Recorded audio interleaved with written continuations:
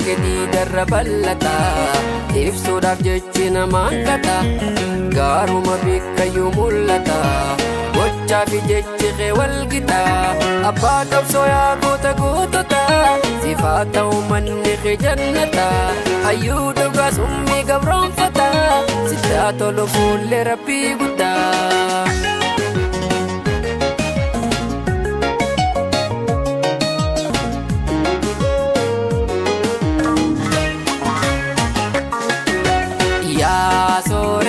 Qabsoo faajii qabsaa'ota yoomillee seenaan kee ulfinaan jiraata kaayoon kee qulqulluu kan hin qabne dadhabaa daandii qabsoo saayitee gadda dhaabdee jallabaa.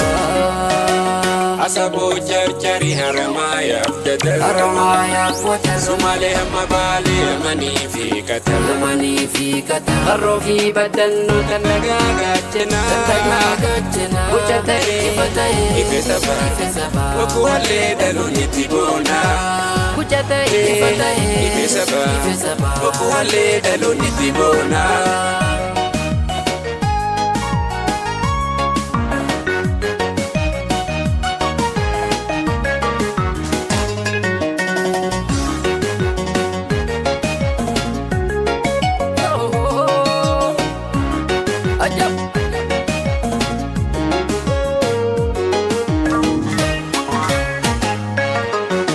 Olman kedii darra bal'ata ibsuudhaaf jechi namaan kata gaaruma bikkayyuu mul'ata gochaa fi jechi kee walgita abbaa qabsoo yaa gootota sifaa ta'u manni kee jannata dhugaa summii gabroonfata sitti tolu fuullee rabbii guddaa.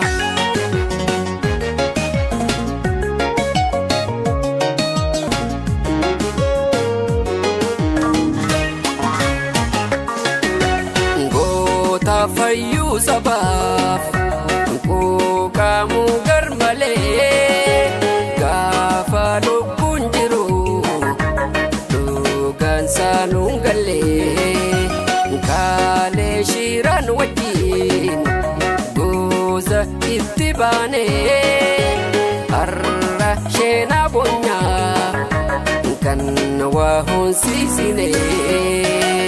Asaboo jarjari haramayaaf wadar Sumaalee hamma baalee manii fi kata Seenatee mul'ata nagaa gaachanaa Ifa ta'ee ife sabaa Bokkuu hallee dhaluun itti boonaa Ifa ta'ee ife sabaa Bokkuu hallee dhaluun itti boonaa.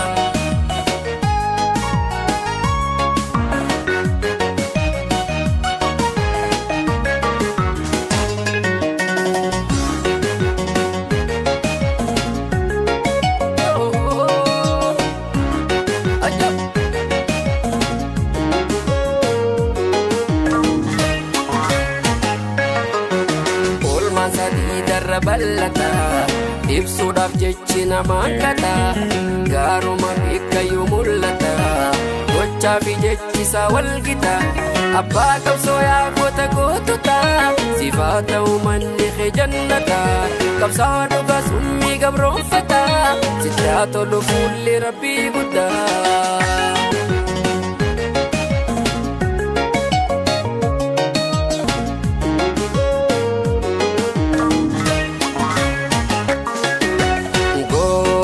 Qabne dada biiflee fiintee qabnaa milloo ija qofaan hollachiise diinaa yaa gaachena rorroo si isaa kan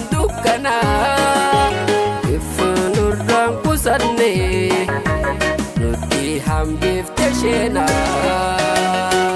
Baadiyyaa gabaatti pamara Oromoo walitti sabaa saayitee karaa yaala keessa wal quunnamaa jartee babbaafte geeroo ganamaa galanni kee kuma jartee babbaafte geeroo ganamaa galanni kee kuma